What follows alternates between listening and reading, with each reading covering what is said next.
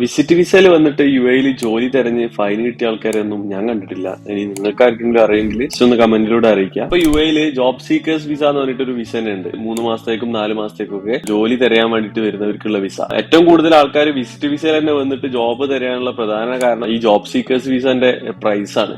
ഒരു 3 മാസത്തെ വിസ എടുക്കുകയാണെങ്കിൽ അതിന് ഏകദേശം 1100 ദിറംസ് വരും. പിന്നെ 4 മാസത്തെ വിസക്കാണെങ്കിൽ ഏകദേശം ഒരു 1440 ദിറംസിന്റെ അടുത്തൊക്കെ വരും. ഇതിന് പുറമെ 1000 ദിറംസ് നമ്മൾ സെക്യൂരിറ്റി ഡെപ്പോസിറ്റും വെക്കേണ്ട ആവശ്യമുണ്ട്. 4 മാസത്തെ വിസ എടുക്കുകയാണെങ്കിൽ ഏകദേശം 2440 ദിറംസ് നമ്മൾ ഫസ്റ്റ് എമൗണ്ട് ആയിട്ട് കൊടുക്കേണ്ടി വരും. അതാണ് അതിന്റെ മെയിൻ ഒരു പ്രശ്നം. പിന്നെന്താ വെച്ച് കഴിഞ്ഞാൽ ഡിഗ്രി സർട്ടിഫിക്കറ്റ് ഉള്ളവർക്ക്, അതായത് അറ്റസ്റ്റഡ് ആയിട്ടുള്ള ഡിഗ്രി സർട്ടിഫിക്കറ്റ് ഉള്ളവർക്ക് മാത്രമേ ആ ജോബ് സീക്കർ വിസക്ക് അപ്ലൈ ചെയ്യാൻ വേണ്ടിയിട്ട് പറ്റുള്ളൂ. അതുകൊണ്ടാണ് ഏറ്റവും കൂടുതൽ ആൾക്കാർ ഈ വിസിറ്റ് വിസ തന്നെ പ്രിഫർ ചെയ്ത് വരുന്നത്. വിസിറ്റ് വിസക്ക് ഏകദേശം 1 മന്തിന്റെ വിസ എടുക്കാനായിട്ട് 395 ദിറംസേ വരുള്ളൂ. അതല്ല 2 മന്താണ് എടുക്കണമെങ്കിൽ ഏകദേശം 535 ദിറംസ് ഒക്കെ അതിന് വരുള്ളൂ. അതിന് ഡിഗ്രി സർട്ടിഫിക്കറ്റിന്റെ ആവശ്യമൊന്നുമില്ല. അതാണ് ഞാൻ തുടക്കത്തിൽ പറഞ്ഞത്. ഈ വിസിറ്റ് വിസയിൽ വന്നിട്ട് ജോലി തെരഞ്ഞിട്ട് ആർക്കെങ്കിലും എന്തെങ്കിലും പ്രശ്നം വന്നതായിട്ട് എന്റെ അറിവിലില്ല.